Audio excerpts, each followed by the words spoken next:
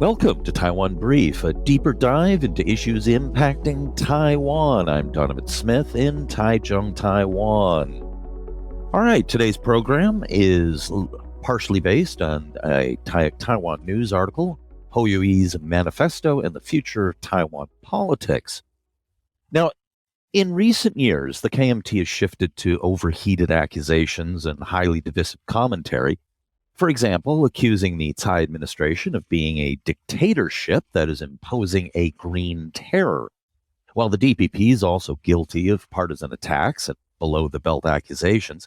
The KMT has gone far further in their rhetoric and appealing to their deep base, with disastrous results on their appeal to independent voters. And yet, opinion poll after opinion poll after opinion poll, regardless of the political bias of the pollster, shows that Taiwan's most popular nationally recognized politician is new Taipei Mayor Hou Yu-ih of the KMT, often by large margins. Now, Hou is the one national politician with wide support across the political spectrum, including many DPP supporters and independents.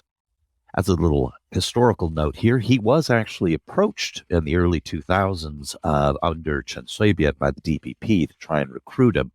They failed. So, Hou is widely tipped as a presidential contender in 2024. And now, in future, I'll explore why this path to the presidency is far more difficult than many observers realize, as well as his complicated and controversial history. But the fact remains he is almost certainly the most talented politician in the country, and he definitely can't be ruled out. Now, by the way, there's also a possibility that me and Michael Turton will be doing a show coming up, gaming out the 2024 presidential election from this far out. That should be fun if we get to that. So until recently, Hou's strategy was to avoid national politics by begging off the topic, saying he was focused on his job as new Taipei mayor. Now, this allowed him to avoid getting dragged into whatever the partisan fight of the day may have been. His rare forays into national politics in the past have been few but instructive. Now, two really jump out. One was when he accepted an invitation to President Tsai's second inauguration, calling it an honor to participate in such an important event for Taiwan, in spite of many other politicians in his party boycotting it. Now, another notable exception on the KMT side who didn't boycott it was Taichung Mayor Liu Xiuyan, but she made it clear she was attending somewhat reluctantly. Now, one of Hou's appeals is his willingness to work with pan-green figures in his role as a public servant. Now, the other was when under pressure to attend rallies for then KMT candidate for president Daniel Han Kuo-yu, and Hou refused even when the rallies were just down the street from his office, basically. This slap in the face to Han, with whom Hou had campaigned in the 2018 local elections, and both had won their first terms as mayor, was underscored by one of the sharpest Taiwanese-style digs in modern history, saying that since he had only just started as mayor, he was too busy with his job. And of course, Han had just started as mayor himself. Han, of course, had also just started as Kaohsiung mayor a few months earlier, and Hou was not only distancing himself from Han, he was underscoring one of the biggest complaints about Han's run. Towards the end of the campaign, Hou finally stopped bucking his own party's candidate and showed up at a few rallies, but he looked less than enthusiastic about it. Hou saw early on that Han was playing to the deep blue base and toxic with the broad electorate and distanced himself accordingly. Now, it was a politically astute move, as Han, of course, suffered a landslide loss after an angry and bitterly partisan campaign. Until December, Hou had largely kept to doing his job as new Taipei mayor and keeping out of national politics, which was popular and, of course, kept him out of the partisan fray. This meant, however, that what he actually stood for remained unclear. On December 13th, Hou issued a 1,000-character statement on Facebook about the upcoming referendum votes. He finally had taken a bold move to solidify his hold on the public imagination and stake out his nationally recognized political identity. Now, this post is really important. His post reads like a personal political manifesto, And Facebook is, of course, where Taiwanese politicians post their most weighty missives because they know it will be widely shared and available in full and without the filter of media interpretation. Now, if Hou one day does become president, this Facebook post will likely be viewed by historians and biographers as one of the key transition points in his career. Now, the context in which it was written is very important.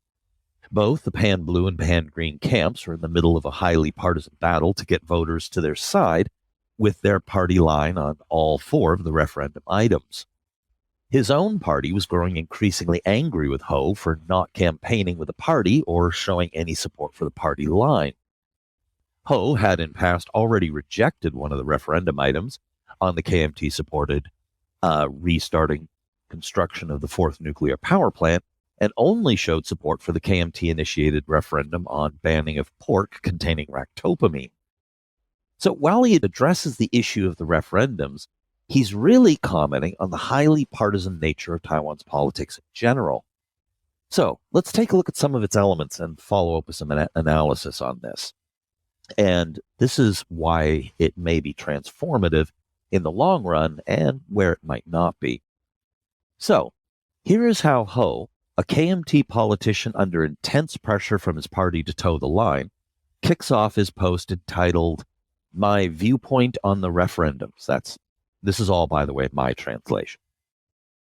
"I think, therefore I am, which is why everyone is unique. It's not just how we look that makes us different, it's even more so how we think. It should be from one's own thinking and deliberation that conclusions are reached, and no other person whatsoever should limit or box you in.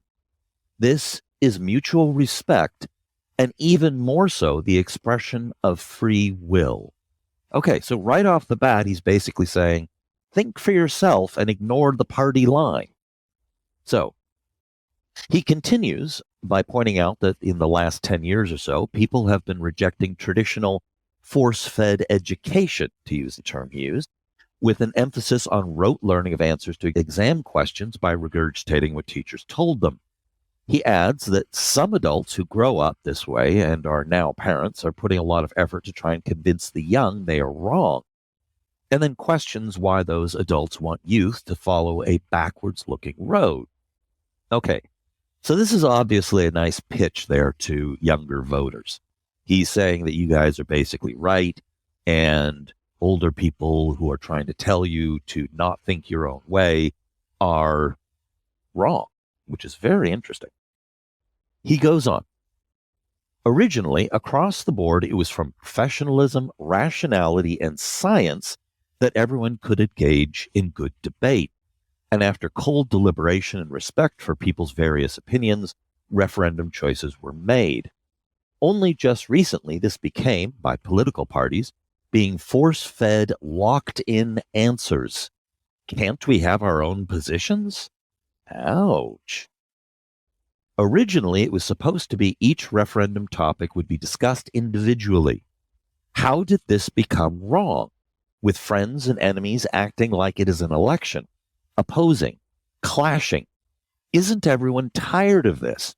I believe the people are fed up with this, and everyone's tired of it." I'd be willing to bet he's right.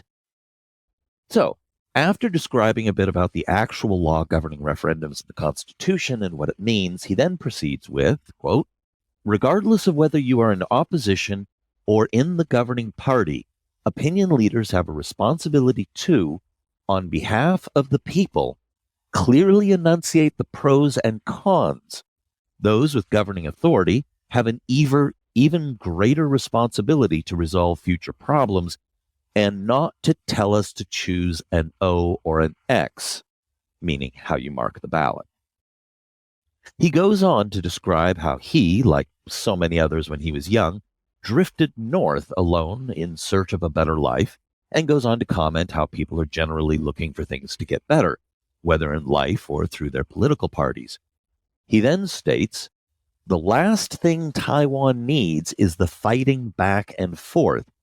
We just want them to strive their best to get things done and persevere to do the right thing, not relying on their mouths. by which he means basically saying blah, blah, blah, blah, blah, but rather with their feet firmly planted on the ground. Now, he follows that with quoting from a book on a normal father that expounds on the basic goodness of the average father, and by extension, he riffs on the hopes and aspirations of everyday people and their families. It's very apple pie and mom kind of stuff. In this case, it's dad. This is followed by saying that gradually over the last few decades, there's been discord and disunity, and that if simpler values like mutual trust, kindness, and a passion to work together are restored, quote, we can all go forward together. Okay, so this was a little bit wishy-washy, kind of playing to the crowd kind of stuff. Then he pivots to himself, quote, in the decades since I joined public service, I have from the start kept a passion for serving the people and the nation. Now for half my life. In the great last half of life ahead, I will persevere and hold firm to consistently valuing the concept that the benefit of the nation and people is foremost. After that, party or faction I can disregard. With this conviction on the road forward, on this I'll never change. So, he just basically said, I care more about the public, about the people, my job, over party or faction. He closes with, quote, from the first day I became a police officer to when at age 61 I ran for office, my original aspiration has always been to protect the nation. I tell myself that to the end, my greatest efforts must be to protect public health, national stability, industrial development, to let everyone in this land live their lives peacefully and well, and to find happiness and joy in their life and work. So, this is a manifesto and an appeal for a governing philosophy shorn of petty partisanship. This was his response not just to his party's pressures to conform, but to politics in general. Now, this isn't new, of course.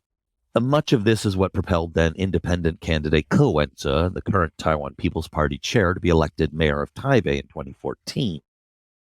The forces upset with the partisan status quo that propelled Ko are now being tapped by Hou, but without the constant gaffes, public irritation, off-color and offensive comments, and dripping sarcasm that have eroded Ko's appeal. Hou is polished, smooth, and eloquent. He's a master Taiwanese politician who knows when to keep his mouth shut, when to speak out, and when to speak in circles to leave people guessing what he means, allowing people to project their own thinking on him. Hou is in many ways the heir to former President Lee Teng-hui and former Speaker of the Legislature Wang Jinping in his mastery of the art form of classic Taiwanese political direction and misdirection. Like Lee and Wang, he is from a family that has been in Taiwan for hundreds of years and doesn't speak with the more direct and blunt style of those who descended from immigrants in the late 1940s and early 1950s that predominate in the top echelons in the KMT. Now, this is something you actually can see when you watch Taiwanese politicians speak, particularly the older generations. Taiwanese politicians have a tendency to speak more in circles. They leave things open to interpretation, or they say things indirectly. They don't come right out and say things. Whereas those who came over after 1949, they have a tendency to be much more direct and straight to the point. So, this is a blessing with the broad electorate, but a curse with the top elites in the KMT. Some of them are already cursing him as a traitor and warning he is walking the Lee Teng-hui road. Now, to that criticism, he replied, quote, I will never change.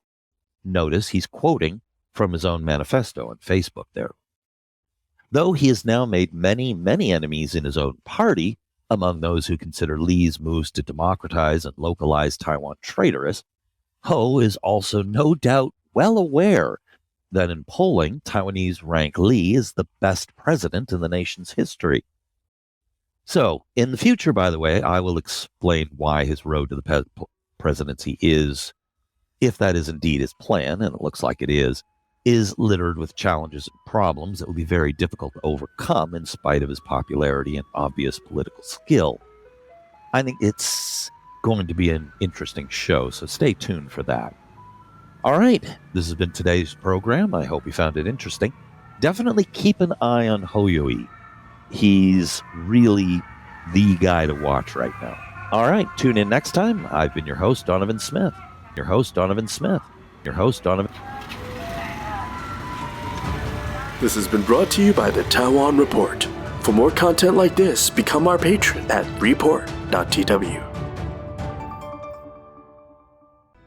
还有就是那个台湾狗啦，最喜欢我的台湾狗了。